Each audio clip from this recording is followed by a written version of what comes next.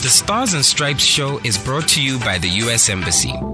Well, it's Gabs FM, powered to engage your world. And of course, welcome to the Stars and Stripes show, proudly brought to you by the U.S. Embassy in partnership with Gabs FM. And today is World Innovation and Creativity Day. Today we'll be commemorating World Innovation and Creativity Day. Innovation and creativity are very important to a nation as they play a crucial role in driving economic growth and, of course, competitiveness, improving productivity and enhancing the overall quality of life. Innovation and creativity lead to the development of new products and services, including technologies that can create new markets, increase productivity, and generate employment opportunities. In addition, innovation and creativity enable countries to address societal challenges such as healthcare, education, and environmental sustainability. For instance, innovation in healthcare solutions can improve health outcomes and reduce healthcare costs. Samantha, I was actually reading that, if I'm not mistaken, in Rwanda, they use drones to transport blood from villages into urban areas and vice versa. And that is a great example of innovation and creativity. And in the building, we'll be speaking for the Meet America Policy Discussion segment, Nonhlanhla Ledimo, who is the U.S. Embassy's Emerging Voices Specialist. How are you, Nonhlanhla? Welcome to the show. I'm super swift. And hello to the Gabs FM listener. Thank you for having us today. Marotswera style. I know when we were playing hip hop, she had her hands up in the air, and she was bumping her head, Thank you so much for being part and parcel of the show. Look, reintroduce yourself. You hold the title as, Emerging Voices Specialist at the U.S. Embassy. What does that mean? What do you do for the U.S. Embassy? Obviously, in light with today's theme, World Innovation and Creativity Day.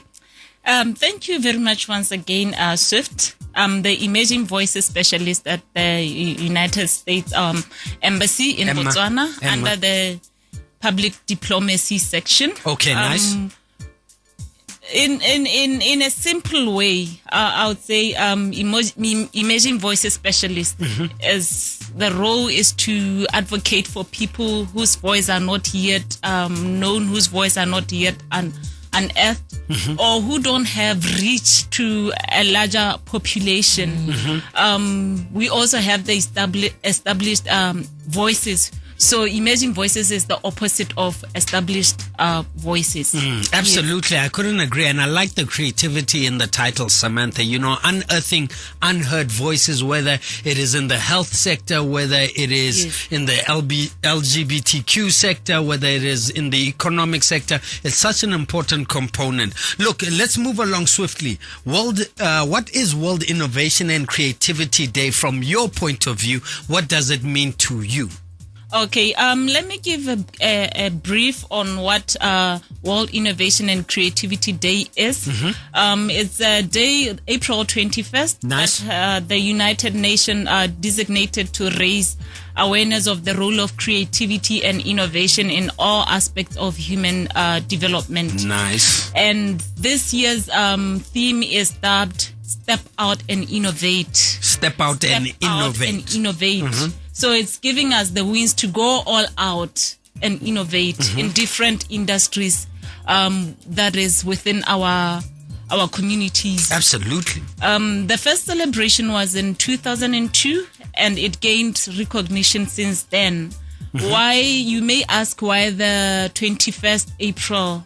21st April is the day that the great Italian artist and innovator Leonardo da Vinci was born. So hence the date. It makes sense. And why, I want to continue as we celebrate World Innovation and Creativity Day. This is the day that we highlight the importance of creativity and innovation in our lives, in our culture, in our corporate world. Mostly when we talk about creativity, we are thinking arts, we are thinking music. But the word creativity can also applies in the corporate world. When you come up with innovations, when you come up with systems of how to make business easy, of how to make procurement easy, that is creativity. So the word innovation and creativity can be used interchangeably. Yes. Wow, thank you so much, May Ledimo, for shedding light on why the specific day is chosen. Now, somebody might be listening and probably wondering why should I care about, World Innovation and Creativity Day? What does it mean to me? Why should I care? Please, let's just unpack innovation and creativity. Okay, this is innovation and creativity. You're talking about human interactions, because for you to be innovative or to be creative, you need to have some inspiration behind that. So your interactions with your family, your interactions with the people outside your family, in your community, at the workplace, the problems that or the challenges that we go through every day, they also inspire innovation and creativity. Our culture also inspires creativity and innovation. For example, look at the music industry. We have our folklore, we have mainani, the traditional songs. And then we have the new generation that now put some swag onto the songs, and they're doing some remix. Swag. I like that. They're putting they're doing remix of the songs. If there's one song that I particularly picked, Ayaga Bouncy, Mabina Rotula. That's a song that we grew up playing Komantani, but now it's in the radios. Now it's even the people outside Botswana can listen to it. Exporting culture. Yes. And then you also look at our food. You have musutani, which back then we used to have in our schools, and it was just musutani. Simple musutani. Now you have it as part of our cuisines in the hotels, even outside the country. We are also exporting our country. So innovation is helping us to export our products out there. You have musutani stir fry, which is innovation. Wow.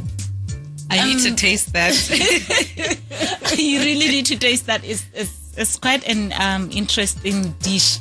And then coming back to the corporate world, when COVID, when the advent of COVID hit the world, we now went to virtual meetings, we went to virtual education. So that is creativity. Someone sat there and thought about it. How do I communicate, or how do I communicate to my team when we are not in the same space, when we are not in the physical same space? So innovation and creativity is helping us progress, and at the same time not losing humanity, the principles of humanity, because at the end of the day, we need to interact as human beings. Yes. Absolutely. And I love this conversation. One thing that Samantha and I are passionate about is exporting our culture, and it's very important that we begin this conversation using innovative strategies that include creativity. I mean, promoting and understanding, exporting our country's culture helps promote understanding and appreciation of its values, beliefs, and way of life. It allows people from different parts of the world to connect and learn from each other, fostering greater understanding and tolerance of who we are, on the global spectrum. That is absolutely important. Look, let's touch on how does the U.S. government contribute to innovation and creativity in Botswana. Tell us a little bit about, some of your exchange programs and, of course, this kind of investment that promotes the Republic of Botswana. As the U.S. Embassy in Botswana, one of our policies is to preserve culture. So we have cultural exchange programs where we send our Botswana to the United States of America, and where we have some of the people, some of the artists or innovators from America coming here in Botswana to share their culture, cultural exchange, to share their culture with Botswana. And one of those programs is Arts Envoy. Recently, we hosted one of the ladies from the arts, Wendy. Okay. Yes, whom we'll hear about later in the program. And they had workshops in Gaborone here, interacting with the theater groups, different theater groups, doing workshops, they also had a show here. So it was a combination of their culture and our culture here in Botswana. And that show, those workshops have shown us that even though we are developing as a country, even though there's modern music, there's modern development out there, we still need to remember where we come from, who we are.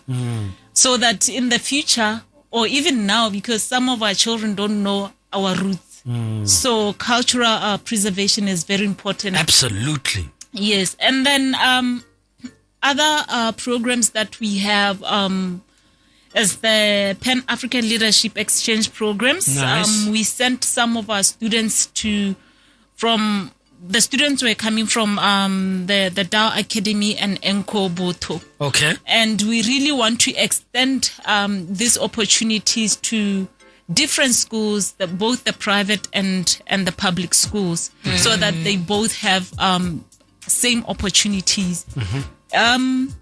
We have on-demand youth leadership program. We sent some of our Botswana students recently to Seattle. So we are saying cultural exchange helps us with innovation and creativity. Absolutely. When they come from there and land here in Botswana, they share their experiences with Botswana. And taking one person from here to a different country, when they come back, the education is extended to other people. The training is extended to other people. So it reaches different people and it inspires innovation and creativity. Speaking of being inclusive, we recently partnered with the Botswana Council of the Disabled, where we had inclusive cycling. Wow. That is innovation as well. We Absolutely. are used to the normal bicycles, but now we have bicycles that also cater for people with disability. Yeah. Well, it's Gabs FM, power to engage your world. We're talking innovation, we're talking creativity, we're talking how we can use strategies like innovation and creativity for cultural heritage, cultural preservation, and of course, exporting who we are as Botswana to the nation. And of course, we're going to continue conversation. On the other side of this, we will be speaking to Wendy Jalen, who is a producer and performer at the Woman Gather Ensemble. This woman understands the power of creativity and how we can use it from a policy point of view and of course from an educational point of view. Look out for that conversation coming your way.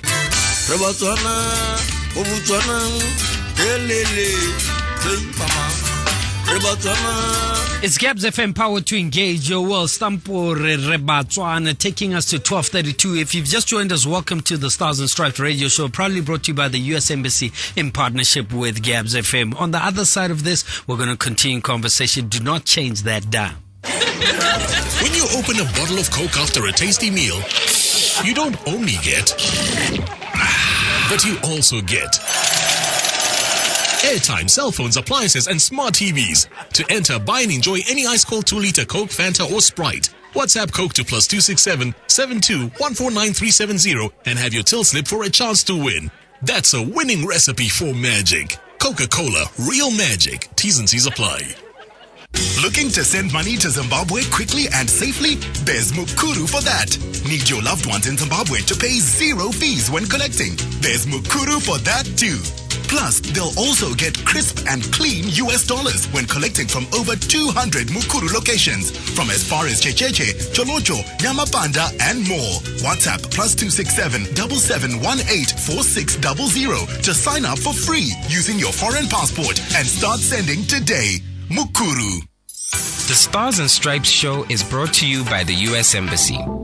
It's Gabs FM Power to Engage Your World, and welcome back to the Stars and Stripes radio show. And we continue the conversation, still talking to Mayor Nonhlanhla Ledimo, who is the U.S. Embassy's Emerging Voices Specialist. If you didn't know and you've just tuned in, today is World Innovation and Creativity Day, and we continue. Mayor Ledimo, let's just wrap it up on the backdrop of everything that you've been sharing. Let's conclude for Botswana being, how do we conclude this conversation? Okay, thank you, Samantha. What I'd like to say to Botswana is that when you are thinking creativity and innovation, don't look far. We have our natural endowments. When you look at our seasons here in Botswana, most of our days are sunny days. And it's time for us to look into solar energy. Yes. As, our primary energy in the homes, in the office, in agriculture. And then we also have different types of indigenous plants. Some of them can be medicinal. Some of them is for, we can use it in our dishes. Yeah. So basically, we need to look at what we have so that when we do innovations, we come up with sustainable innovations. Thank you very much. Love that. Absolutely love it. And you know, whether we like it or not, we need to encourage this from a grassroots and educational level. We need teachers to encourage this kind of thinking in line with innovation and creativity, because whether we like it or not, we just came out of a health pandemic, and we have the knowledge, I think we can all agree that we have the knowledge within country to develop the solutions of tomorrow. Ladies and gentlemen, we're going to continue conversation.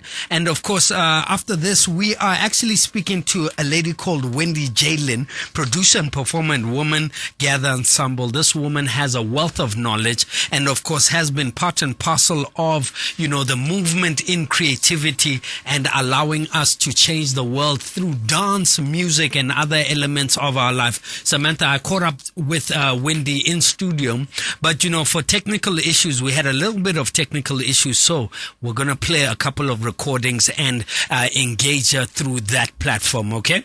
Definitely. So this is the first question. Welcome to Botswana. We understand that you've had, she has received funding from the U.S. Department of State's Arts Envoy program. And of course, we asked her, can you tell us a little bit about this and what it means to be an arts envoy and some of the work that she has done? This is what she had to say. Sure. So the Arts Envoy program is a program that partners with embassies. Okay. So the invitation actually comes from the embassy, and some of the funding as well always comes from the embassy. Okay, nice. And so it's a partnership. And I'm also supported by another partnership grant from Mid-Atlantic Arts called U.S. Artists International. So it's 3 federal government programs that support U.S. artists traveling abroad, engaging with communities, and performing in solo performances or group performances or festivals. And in this case, it's a wonderful festival, the Mighty Song Festival. Well, let's also touch on how the U.S. government is supporting her visit in Botswana, and this is what she had to say. Yeah. So the Women Gather actually was born here in my last trip in 2019. Here in Botswana? Here in Botswana. Okay, nice. When I was teaching a workshop again through the embassy. Okay, nice. Called Run Like a Girl. Okay. And that is a program that through discussion and through work with the body and discussions that come out of work with the body, we dismantle our language around gender and talk about, you know, all of this really destructive language that we have in all of our cultures about what it means to be like a girl. So run like a girl, talk like a girl, drive like a girl, throw like a girl, fight like a girl. Yeah. And how in reality, if we really look at what those phrases mean, to do all of those things like a girl is actually better for society. So to play like a girl is generally to play cooperatively. Yes. And that is actually better for society than to play competitively. Mm-hmm. Because in competition, someone has to lose. In cooperation, everyone wins.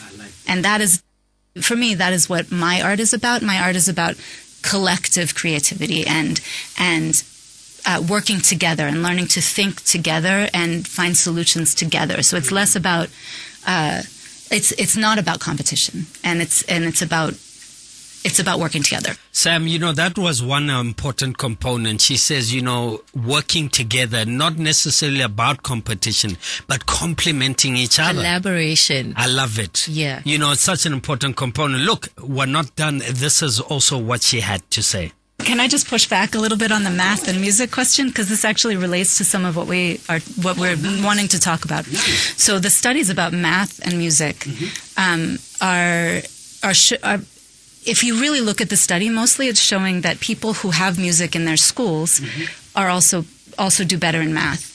And that's generally related to how well funded the school is. Okay. So there's a project, Project Zero at Harvard University that works on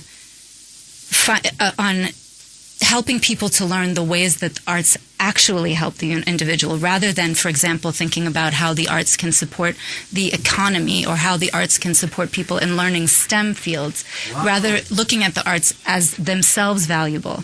So, for example, speaking of COVID, there was an article early in the pandemic, I think it was in the New York Times, a column about learning to dance and how what we are going to have to do, and what we did have to do, and what we are having to do, is to dance with the pandemic. And what that means is we have to be able to listen to each other, pay attention to what's going on, incorporate new information, improvise, and care for each other the whole time. And to me, that's what dance is. Dance is listening to each other, it's moving together, caring for each other. And it's less about certainly dissemination of information is very, very important, but also learning to live as a human being in the world.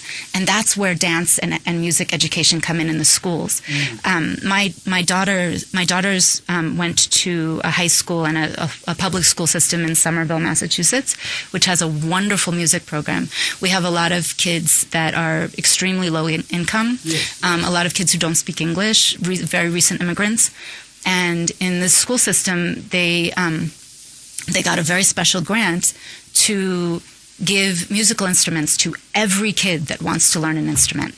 And so you have kids that would never have access to this, learning to play a musical instrument. And it makes them happy, and that's enough. It makes them friends with each other, and that's enough. They don't need to become better at math through music. They're in school because they want to be in school because there's music. So then they go to math. But the goal is to teach them music, and it's a really beautiful program. So I think when we're talking about education, we need to pay a little bit more attention to what, like the real value of the arts, and for that we have to ask artists. I love what she says, the real value of art, and the correlation between, music and math. And Banabarona, we're seeing that, our JC results are not doing so well. We're seeing a lot of those, and these are innovative strategies to promote a better learning environment. I agree with the math and innovation and music, because when you're taught about music theory, there's things that come into play, like counting beats. Yeah. That's mathematical. So it does help. And you know what? She mentioned a program that's done through Harvard. It's called, I think, if I'm not mistaken, it's called Zero something at Harvard. And, she was saying that it doesn't even dependent on your language, whether, we just or not. The fact that music is universal. It has no language. To look forward to coming to school. And these are innovations that we need to have these kind of conversations with the teachers and say, and the Ministry of Education, is that how can we bring, the true value of the arts, not necessarily, and break down that thing where, if you're in the arts, go and do something more serious. Hallelujah. Amen. I should be the chairman of whatever Cosbots or something, moving swiftly along. Look, this is what the conversation led to. Do not change that dial. And this is what Wendy Jalen had to say. Sure. So I think for me, I need to start at my beginning as an artist and as a person, because these are my first memories. The form of dance that I learned as my foundation is a form of dance that is from South India. It's called Bharatanatyam, and it is a storytelling form. And so one of the stories that they tell is about the origin of dance. And Oh, nice. yeah, and so in most cultures, dance and theater and music are all one thing. Yes. So when we talk about the origin of dance, we're talking about all of the arts.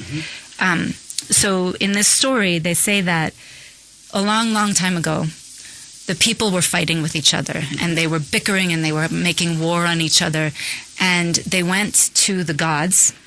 This is a Hindu story. Yep. They went to the gods for a solution because they didn't want to live like this. Okay. And the gods conferred. And then they came to the people and they offered them a solution. And their solution was dance or theater or music. Wow. And the reason is that dance and theater and music allow us neurologically, and there's been neurological Yes, research that yes. shows this thousands of years later, that this is neurologically true, that when we engage with music, when we watch theater, when we watch dance, our brains experience what we're seeing and what we're hearing as if it is our own experience. Yeah. And there's a lot of performance theory about this all over the world. So we as artists have always known this. But so if we want to teach people to live together, and we want to teach people to have empathy for each other and to understand each other, music and dance and theater are a very, not easy, but are a very smooth and very effective way for people to understand each other. And this can be true about books too, any kind of storytelling. When you listen to someone else's story and you see it performed, your brain experiences it as if you have experienced it. And so then you learn to be more empathetic. And this is a way that, if we all had more of this in our lives, we could start to look at other people as ourselves, rather than this other, rather than this someone that I don't understand. You understand that person on a neurological level, on a visceral level. And that's also what the Women Gather is about. It's about people coming together and immediately realizing that we are all the same person. I love what she says. Whether you're American or Botswana, whether you like it or not, you're part and parcel of the human race. And she had an amazing, amazing show at Mighty Song. I believe it was on Wednesday evening. Did you take part? Did you attend? I didn't take part, but I saw her. I happened to pass by there. Ba prepare. So, ke moon. Hey, definitely, sorry. Let's say 60%, but let's continue with Wendy. And not even the human race. Whales do this. Whales, yes. Elephants do it. It's just beings do that. This is such a beautiful question. So first of all, just before this, I was rehearsing with the women, and we were working on a section that is exactly that. It's where we bring the heartbeat, and the lullabies are earlier, and it's all about life process, this piece. So we were working the heartbeat section. Wow, seriously? Yeah, just now. So, and I think we're spiritually connected. I think so. And I think everybody has to come and see how it plays out. But definitely, I'd love to. yeah, and in that section, it is the oldest women in the group who are giving their heartbeat to the rest of us. So they're offering their heartbeat, and then it becomes music, and it becomes rhythm and a dance. So again, with like neurological research, right? Synchrony is when your heartbeat syncs with somebody else. Yeah. It can, any kind. It doesn't have to be your heartbeat, but it can be your brain waves, and this also happens. But breath is the easiest one, but what happens, because we can do it consciously, but what happens when people are sitting together in a theater? They've done studies with this. Their heartbeats sync up. Just not in a music performance, a theater performance. When you sit in a group of people, when you sit together in a theater or other situation where you're watching a performance, the audience members' heartbeats sync up. Yeah, and it's wild, and also, of course they do. Of course they do, because we are not separate from each other. We are not individuals. We are a collective as human beings, and we're in different places. But when we come together, like the Arts Envoy program allows me to do with this group of people, it allows me to bring these women from the U.S. and actually we have 2 from Brazil, and we have 1 from here originally, and 2 who have joined us. We bring all of these women together into one space, and it's immediate. The connection is just immediate. Actually, last night, they had the opening for the festival. Nice. And each of not all, but some of the performers gave like a little preview or talked a little bit about their work. So what we offered as the women, we offered one of the exercises that we do, which is part of a whole series of practices called listening strategies, which are a very important part of my work, which come from a jazz musician named Pauline Oliveros. If anyone is interested in looking up her work, it's called Deep Listening, and she has an organization, or she's died, but her organization is Deep Listening Institute. She was also based in Massachusetts. So in these exercises, it's a way to teach people to sync up, and we do it with clapping. So we stand in a circle with no cue, with no looking around, with nothing. We all clap simultaneously once. And it takes maybe 30 seconds for people to sync up and learn to clap together. We had maybe 25 people around the circle, and everyone is clapping together at the same time, one clap. And then when you have the confidence of that, we add a different element, which is respond, so that you only clap in response to someone else. You're not offering your own idea, because we never have our own ideas. You're taking someone else's idea and you're offering it back, and then someone else is taking that and offering it back, which is the reality of creativity. We never make anything up. We mix other people's ideas. So this is happening all simultaneously, and it, without exception, you get a group of people together, and then they honestly do that and respond to each other. It turns into this really beautiful music, which is unpredictable and changes and comes in waves, and people start singing and they start making other sounds, and it just becomes this very beautiful thing. And that's what happened last night around the fire with, whoever was there, 25 people who were there. And they made this beautiful music together. And that's all because we're able to sync up. We're all able to find our heartbeat together. And it happens every time. So in that particular question or answer, I was asking her about the correlation between a mother and the heartbeat of a child, and understanding that, the beat creates a soothing relationship for one, and the importance of understanding the power of music in line with beats, and she really, really touched on it in such a powerful way. If you'd like to look up Wendy, her full name is Wendy Jalen, which is pronounced or spelled Jehlen. She's got amazing work. She's in country. I don't know when she'll be back, but let's wrap up the conversation. We've got a lot more for you. I'm not sure anyone gets it right. It is definitely a struggle, and it's a struggle all over the world. I've been doing this for a long time, and I don't expect for that ever to go away. It's always going to be hard. And I think also as an artist, for me, this is I can't do something else. I can do other work, but I can't be someone else.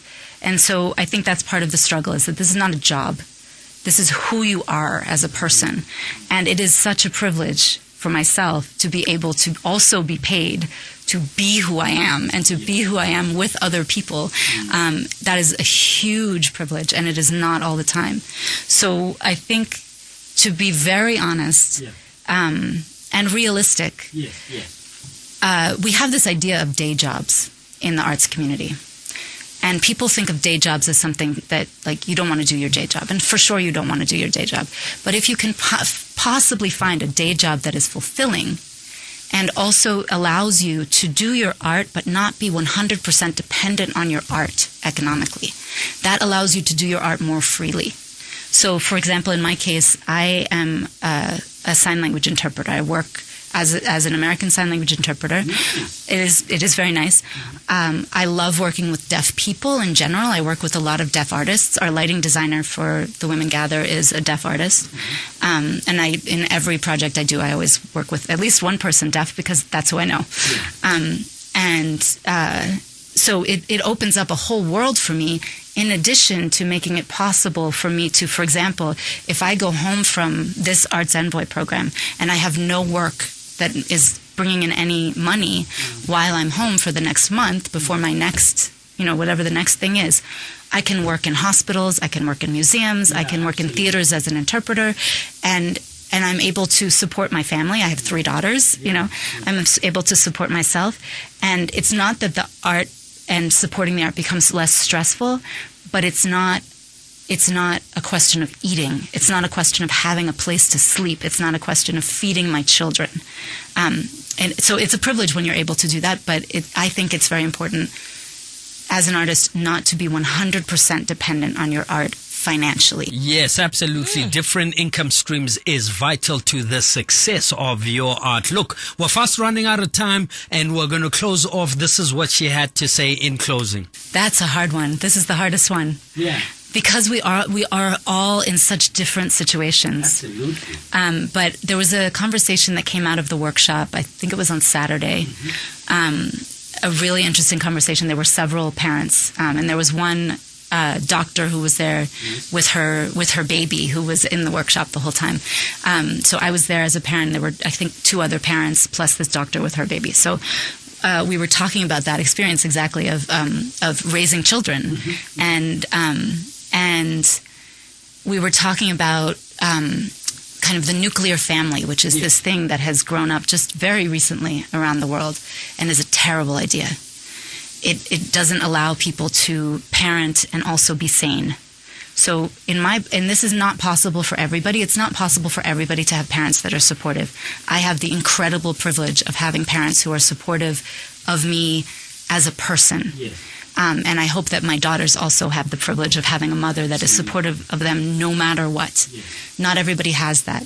But we all need to find a support system, ideally multi-generational, with people with different backgrounds. My parents have completely different careers than I do. My brothers have completely different careers, and my daughters also will have completely different careers.